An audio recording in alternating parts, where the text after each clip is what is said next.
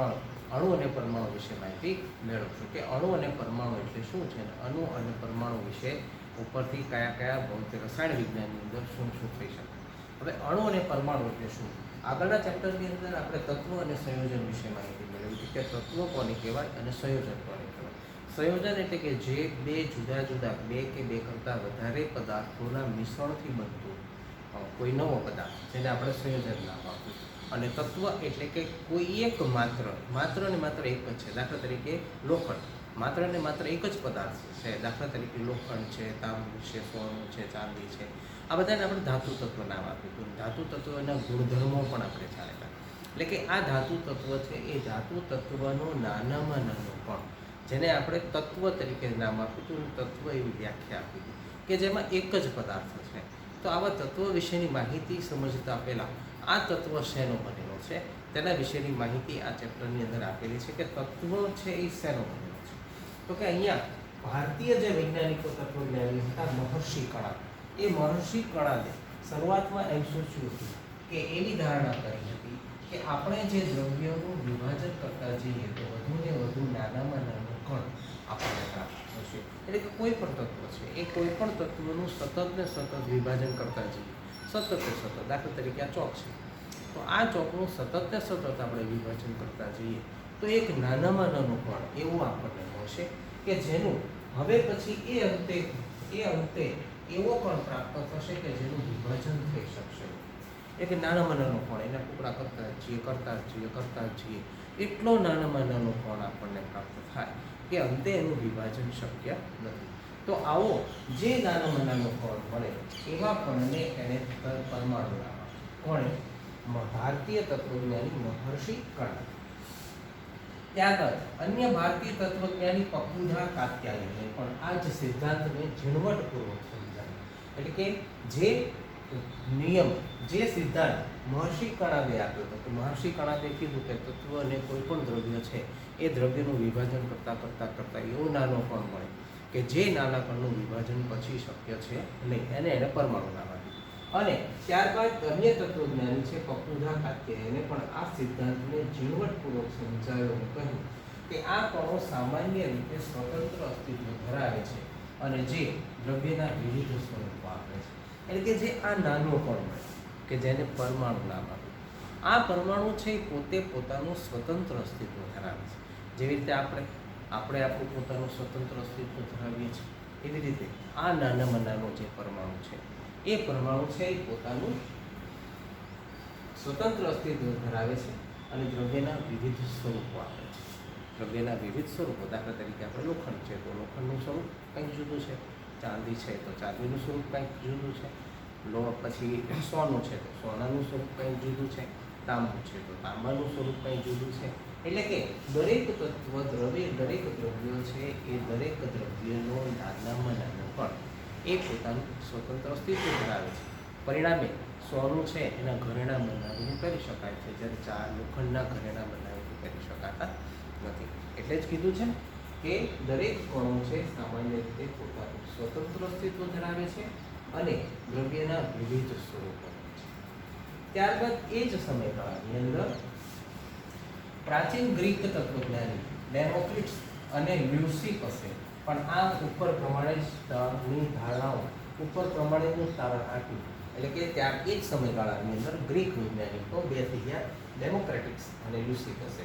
પણ જે મહર્ષિ કણાદે અને પપુધા કાત્યાયને તારણ આપ્યું હતું એવું જ તારણ આપ્યું કે કોઈ પણ દ્રવ્ય છે એ દ્રવ્યનો નાનામાં નાનો કણ એટલે કે એનું વિભાજન સતત ને સતત કરવામાં આવે તો અંતે એવો કણ પ્રાપ્ત થશે કે જે કણનું પછી વિભાજન શક્ય થઈ શકે નહીં અને એવા કણને પરમાણુ નામ આપ્યું. એટલે કે એ સમયગાળાની અંદર ભારતીય તત્વજ્ઞાની મહર્ષિ કણાદ, પપુધા કાત્યાયન, ગ્રીક તત્વજ્ઞાની ડેમોક્રિટસ અને લ્યુસિપસે આ બધા જે તારણો આપ્યા એ તારણો ઉપરથી એટલું સાબિત થઈ શક્યું કે કોઈ પણ તત્વ છે એ તત્વનો નાનામાં નાનો કણ એ પરમાણુ છે અને એ પરમાણુનું વધુ વિભાજન શક્ય છે નહીં. અને એ પરમાણુ છે એ પોતે પોતાનું સ્વતંત્ર અસ્તિત્વ ધરાવે છે અને તે દ્રવ્યના વિવિધ સ્વરૂપો પણ આપે છે. પરંતુ આ બધા જ વિચારો છે તત્વજ્ઞાનીય માન્યતાઓ પર આધારિત. બધા જ વિચારો જે છે, મહર્ષિ કણાદે વિચાર કર્યો, પછી કાત્યાયને વિચાર કર્યો, ગ્રીક તત્વજ્ઞાની ડેમોક્રિટ્સ અને લ્યુસિફસે વિચાર કર્યો. આ બધા જ છે તત્વજ્ઞાની માન્યતાઓ પર આધારિત હતા. તેમાં કોઈ પ્રાયોગિક સાબિતી લોકો પાસે હતી નહીં. પણ 18મી સદીના અંતમાં વૈજ્ઞાનિકોએ તત્વ અને સંયોજનો વચ્ચેના ભેદ પારખવા માટે આવ્યું. એટલે કે આ બધી જે શોધ થઈ એ 18મી સદીમાં થઈ, અને 18મી સદીના અંત સુધીમાં આ તત્વજ્ઞાનીઓ અને વૈજ્ઞાનિકો આ પરમાણુઓ છે એ પરમાણુના તત્વ અને સંયોજનો વિશેનો ભેદ પારખવા માટે ખૂબ જ આગળ કર્યા. અને એમાં રાસાયણિક સંયોગકરણના બે મહત્વના નિર્ણયોની રજૂઆત એન્ટોની એલ લેવોઇઝરે કરી. એટલે કે રસાયણ વિજ્ઞાનના બે મહત્વના સિદ્ધાંતો એ સમયગાળાની અંદર રસાયણ વિજ્ઞાનના બે મહત્વના સિદ્ધાંતો એન્ટોની એલ લેવોઇઝર નામના વૈજ્ઞાનિકે આપ્યા.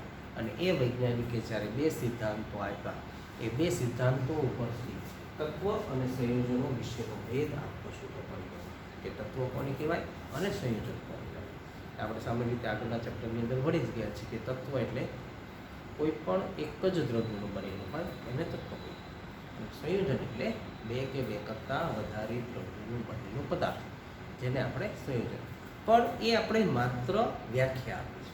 એ આપણે શું આપ્યું છે? માત્ર વ્યાખ્યા. અહીંયા આપણે રાસાયણિક સંયોગીકરણ છે, એટલે કે જ્યારે કોઈ પણ બે દ્રવ્યો એકબીજા સાથે રાસાયણિક રીતે સંયોજાય અને કંઈક નવું સર્જન આપે, તો એ નવું સર્જન આપે છે ત્યારે એની અંદર કેટલાક નિશ્ચિત નિયમો છે. આ નિયમો છે, આ નિર્ણયો છે, એની રજૂઆત એન્ટોની લેવોઇઝરે કરી. એન્ટોની એલ લેવોઇઝરે. અને તે રાસાયણિક સિદ્ધાંતને આધારે, રાસાયણિક પ્રક્રિયાને આધારે સાબિત કર્યા.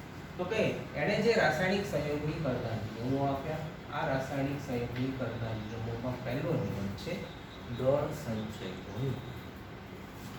પહેલો નિયમ દળ સંચયનો નિયમ.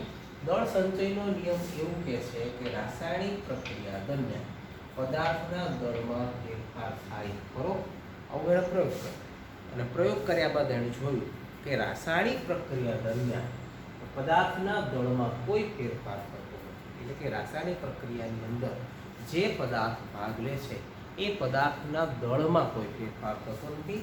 એટલે કે કોઈ નવું દ્રવ્ય ઉત્પન્ન થતું નથી કે કોઈ જૂના દ્રવ્યનો નાશ થતો નથી કે નવું સર્જન થતું નથી. રાસાયણિક પ્રક્રિયા દરમિયાન જે બે દ્રવ્યો ભાગ લે છે એ બે દ્રવ્યોનું જે દળ છે એ દળમાં કોઈ ફેરફાર થતો નથી. એ ઉપરાંત કોઈ નવું દ્રવ્ય ઉત્પન્ન થતું નથી કે એની અંદર જે દ્રવ્ય નાખેલું છે એ દ્રવ્યનો નાશ થતો નથી. તો આવા પ્રયોગોને આધારે એણે દળ સંચયનો સિદ્ધાંત આપ્યો. અહીંયા એક પ્રવૃત્તિ આપેલી છે કે એક ફ્લાસ્ક લેવામાં આવે છે. એ ફ્લાસ્કની અંદર નાની ટ્યુબ નાખવામાં આવે છે, જેમાં એક્સ ધરાવતી કસનળીને વાય ધરાવતી કોનિકલ ફ્લાસ્ક મૂકે છે, જેની અંદર ફ્લાસ્કમાં રહેલા ઘટકોનું કાળજીપૂર્વક ફ્લાસ્કનું વજન કરવામાં આવે. હવે ફ્લાસ્કને થોડોક નમાવીને એવી રીતે ઘુમાવો કે જેથી કરીને એક્સ અને વાયના દ્રવ્યો છે પરસ્પર મિશ્ર થઈ જાય, અને પરસ્પર મિશ્ર થઈ જાય પછી એનું વજન કરવામાં આવે તો એના વજનમાં કોઈ ફેરફાર થતો નથી. બરાબર. આવું સામાન્ય રીતે આપણે પ્રયોગોની અંદર કરી શકીએ. દાખલા તરીકે પાણી લીધું છે અને એ પાણીની અંદર કોઈ બીજી વસ્તુ આપણે એડ કરીએ છીએ. માનો કે પાણી લીધું, 100 ગ્રામ પાણી લીધું, એની અંદર 50 ગ્રામ કેરોસીન, તો હવે બેનો દળ શું થયું? વધી જશે. બેના દળનો શું થઈ જશે? સરવાળો. તો કંઈ નવું દ્રવ્ય થયું, ઉત્પન્ન થયું, પણ આ તો આપણે શું કર્યું? મિશ્રણ. પણ સંયોજન કરવાનું છે. શું કરવાનું છે? સંયોજન. એટલે કે સંયોગીકરણ. સંયોગીકરણ એટલે કે જ્યારે કોઈ પણ બે જુદા જુદા દ્રવ્યો રાસાયણિક પ્રક્રિયાથી ભેગા થઈ અને કંઈક નવું દ્રવ્ય બનાવે છે. બરાબર. એટલે અહીંયા જૂના જે દ્રવ્યો છે એનો નાશ થતો નથી અને નવું કોઈ દ્રવ્ય ઉત્પન્ન થતું નથી. અહીંયા માત્ર સંયોજન થાય છે. માત્ર શું થાય છે? સંયોજન. એટલે કે જે કંઈ પણ સંયોજન થાય છે એ સંયોજનની અંદર એના મૂળભૂત જે દ્રવ્યો છે એ દ્રવ્યોના દળમાં કોઈ પણ પ્રકારનો ફેર થતો નથી. એટલે કે એની અંદર દ્રવ્યનું નવું દળ કાંઈ ઉમેરાતું નથી, અથવા તો જે દ્રવ્ય છે એનો નાશ થતો નથી, અથવા તો નવું કોઈ દ્રવ્યનું સર્જન થઈ શકતું નથી. તો આ હતો એન્ટોની એલ લેવોઇઝરે આપેલો રાસાયણિક સંયોગીકરણના નિયમનો પહેલો નિયમ કે રાસાયણિક પ્રક્રિયા દરમિયાન કોઈ પણ રાસાયણિક પ્રક્રિયા દરમિયાન દ્રવ્યનો નાશ થતો નથી કે તેનું સર્જન પણ થતું નથી. ત્યારબાદ એણે બીજો નિયમ આપ્યો. આ નિયમને નિશ્ચિત પ્રમાણના નિયમ તરીકે ઓળખવામાં આવે છે. પહેલો જે નિયમ છે એ દળ સંચય. દળ સંચય એટલે કે દળનું નિશ્ચિત પ્રમાણ. દળ એટલે પદાર્થમાં રહેલા દ્રવ્યનો જથ્થો. એટલે કે પહેલો નિયમ છે એ દળ સંચયનો નિયમ છે, જ્યારે બીજો નિયમ છે એ નિશ્ચિત. નિશ્ચિત એટલે કે ચોક્કસ પ્રમાણ. દાખલા તરીકે પાણી જેવું છે. હવે આપણને ખ્યાલ છે કે પાણીનું અણુસૂત્ર શું છે? H2O. તો કે પાણી કોનું કોનું બનેલું છે? તો કે હાઇડ્રોજન અને ઓક્સિજન. પાણી કોનું કોનું બનેલું છે? હાઇડ્રોજન અને ઓક્સિજન. તો કે પાણી હાઇડ્રોજન અને ઓક્સિજનનું બનેલું છે. હવે વિશ્વમાં, આખા વિશ્વમાંથી તમે કોઈ પણ જગ્યાએથી પાણીનો નમૂનો આપણે લઈએ તો કોઈ પણ જગ્યાએ પાણીના નમૂનાની અંદર હાઇડ્રોજન અને ઓક્સિજન હોવાના છે. હાઇડ્રોજન અને ઓક્સિજન હોવાના. ક્યાંય એવું મળે કે ભારતમાંથી પાણી લીધું તો ત્યાં H2O આવ્યું, અને અમેરિકામાંથી પાણી લીધું તો H2O2 આવ્યું, અને જાપાનમાંથી પાણી લીધું તો HO2 આવ્યું. આવું ક્યાંય થાય ખરું? ન થાય. કારણ કે દરેક જગ્યાએ, વિશ્વમાં કોઈ પણ જગ્યાએ તમે પાણી લો તો કોઈ પણ જગ્યાએથી પાણીનું રાસાયણિક સૂત્ર હંમેશા શું થાય? H2O.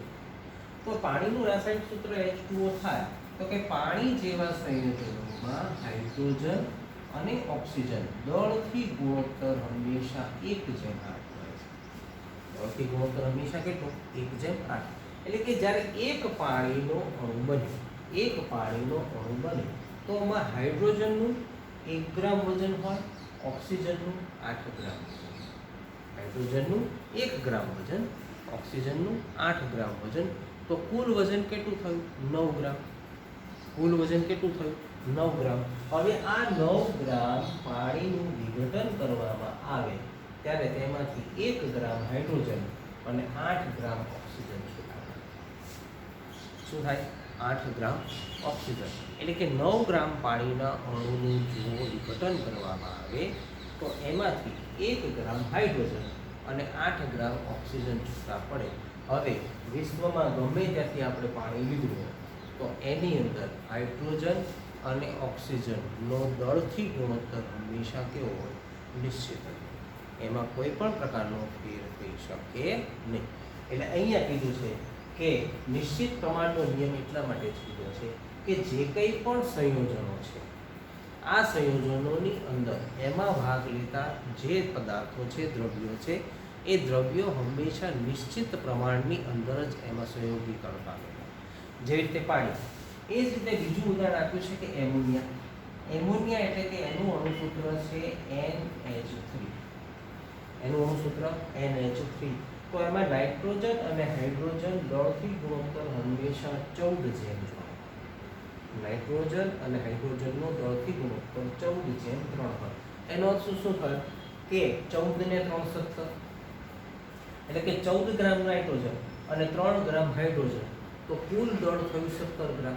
હવે આ 17 ગ્રામ એમોનિયાનું જો વિઘટન કરવામાં આવે તો એમાંથી આપણને એમોનિયા છે એ 14 ગ્રામ મળશે અને હાઇડ્રોજન છે એ આપણને 3 ગ્રામ મળશે.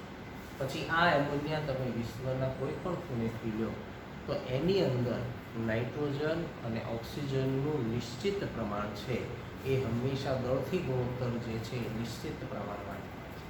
એટલે આની પરથી પ્રોટેસ્ટો નામના વૈજ્ઞાનિકે નિશ્ચિત પ્રમાણના નિયમની રજૂઆત કરી કે રાસાયણિક પદાર્થોમાં તત્વો હંમેશા નિશ્ચિત પ્રમાણમાં હાજર રહેલા હોય છે.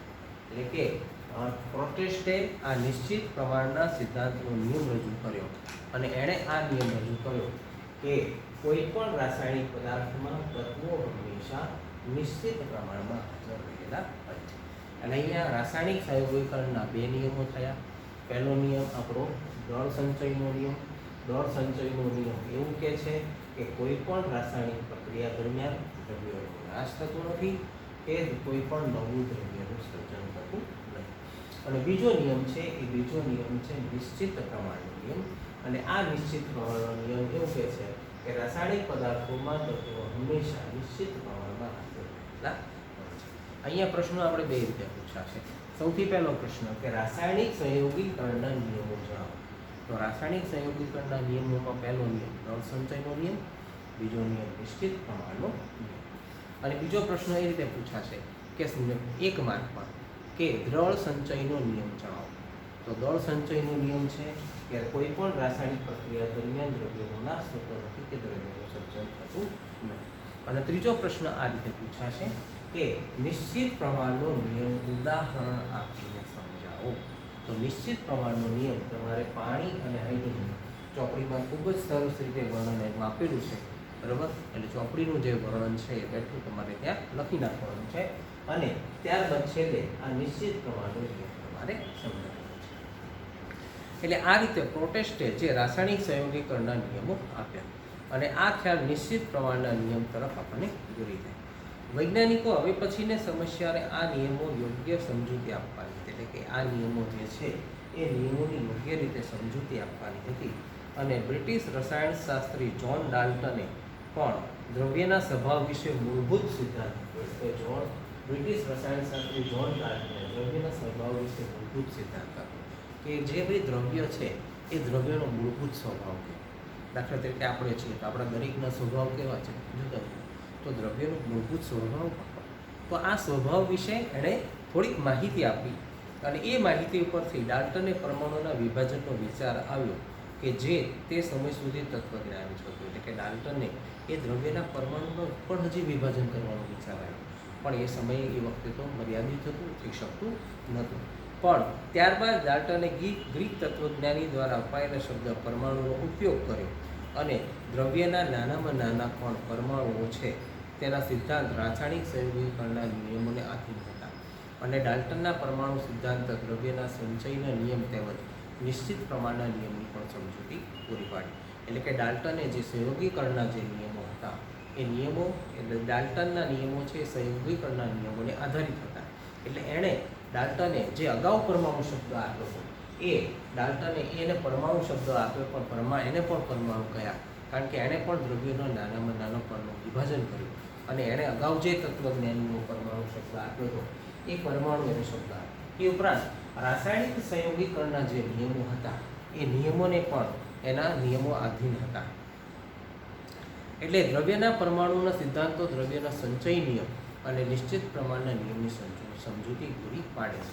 એટલે કે ડાલ્ટન નામના જે રસાયણશાસ્ત્રી હતા એ ડાલ્ટન નામના રસાયણશાસ્ત્રીએ આ બંને જે દ્રવ્ય વિશેની માહિતી આપી એ દ્રવ્ય વિશેની માહિતી છે એ સંયોગીકરણના નિયમોની પણ સમજૂતી આપે છે અને સાથે સાથે નિશ્ચિત પ્રમાણના નિયમોની પણ સમજૂતી આપે છે. એટલે ડાલ્ટને પરમાણુય સિદ્ધાંતના આધારે તમામ દ્રવ્યો, પછી તે તત્વ હોય કે સંયોજન, મિશ્રણ હોય કે દરેક સૂક્ષ્મ કણોના બનેલા છે અને આ સૂક્ષ્મ કણોને પરમાણુનું નામ આપ્યું. એટલે કે ડાલ્ટને જે પરમાણુય સિદ્ધાંતો આપ્યા એ પરમાણુય સિદ્ધાંતોમાં એનું એવું કીધું કે કોઈ પણ તત્વ હોય કે સંયોજન હોય કે મિશ્રણ હોય એ હંમેશા દરેક છે પરમાણુઓના જ બનેલા છે. એટલે કે કોઈ પણ નહીં. દાખલા તરીકે આપણે છીએ પાણી, તો પાણી એક સંયોજન છે, તો પાણીની અંદર હાઇડ્રોજન અને ઓક્સિજન છે, તો પાણીની અંદર હાઇડ્રોજન અને ઓક્સિજન છે, તો હાઇડ્રોજન છે એક પરમાણુ છે, ઓક્સિજન છે એક બીજો પરમાણુ છે. એ જ રીતે હવા, તો હવા મિશ્રણ છે, તો હવાની અંદર પણ બધા જુદા જુદા ઓક્સિજન છે, હાઇડ્રોજન છે, નાઇટ્રોજન છે, સલ્ફર ડાયોક્સાઇડ છે, કાર્બન ડાયોક્સાઇડ છે, તો આ બધા છે એ બધા જ પરમાણુઓના બનેલા છે. તો આ થયું મિશ્રણ, પાણી થયું સંયોજન. એ જ રીતે એમોનિયા, તો કે એમોનિયાની અંદર નાઇટ્રોજનના પરમાણુ છે, હાઇડ્રોજનના પરમાણુ છે. એ જ રીતે બીજી બાજુ જોવા જઈએ તો લોખંડ, તો લોખંડના પરમાણુનો બનેલો છે, સોનાના પરમાણુનો બનેલો છે, જે બધાને આપણે તત્વો કીધા. એટલે કે તત્વો, સંયોજનો કે મિશ્રણ આ બધા જ છેવટે તો પરમાણુઓના બનેલા છે. અને એને આધારે ડાલ્ટનના પરમાણુય સિદ્ધાંતની અભિધારણાઓ આપવામાં આવી. એટલે કે ડાલ્ટને આ બધાના સિદ્ધાંતને આધારે એની પરમાણુય સિદ્ધાંતની અભિધારણા, એટલે કે આ પરમાણુય સિદ્ધાંતની અભિધારણા જોઈએ તો સૌથી પહેલી અભિધારણા છે કે તમામ દ્રવ્યો તરીકે ઓળખાતો કોઈ પણ પદાર્થ છે હંમેશા અતિ સૂક્ષ્મ કણોનો બનેલો છે. કોઈ પણ તમામ દ્રવ્યો છે એ દ્રવ્યો છે, દ્રવ્ય તરીકે ઓળખાતો કોઈ પણ પદાર્થ છે એ અતિ સૂક્ષ્મ કણોનો બનેલો છે.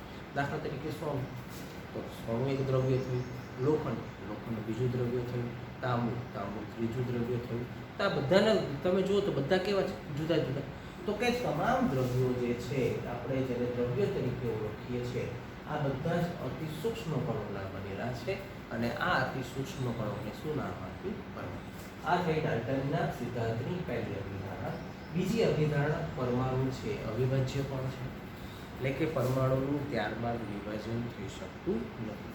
એટલે કે પરમાણુ અવિભાજ્ય છે અને તેનું રાસાયણિક પ્રક્રિયા દરમિયાન કોઈ સર્જન થઈ શકતું નથી કે તેનો વિનાશ પણ થઈ શકતો નથી. આ થઈ એની બીજી અભિધારણા. પહેલી અભિધારણા કે તમામ દ્રવ્યો તરીકે ઓળખાતા પદાર્થો એ અતિ સૂક્ષ્મ કણોના બનેલા છે અને આ અતિ સૂક્ષ્મ કણને પરમાણુ તરીકે ઓળખવામાં આવે છે. અને પરમાણુ છે એ અવિભાજ્ય છે, જેનું રાસાયણિક પ્રક્રિયા દરમિયાન સર્જન પણ થઈ શકતું નથી અને નાશ પણ થઈ શકતો નથી. ત્રીજી અભિધારણા કે એક જ તત્વના પરમાણુના દળ અને રાસાયણિક ગુણધર્મો સમાન છે. એક જ તત્વ સોનું છે તો સોનાના પરમાણુનું દળ અને રાસાયણિક ગુણધર્મ એક જ. પછી સોનાનો એક કણ લઈએ કે સોનાનો બીજો કણ લઈએ તો એનું દળ પણ સરખું હોવાનું અને એના રાસાયણિક ગુણધર્મો પણ સરખા હોવાના.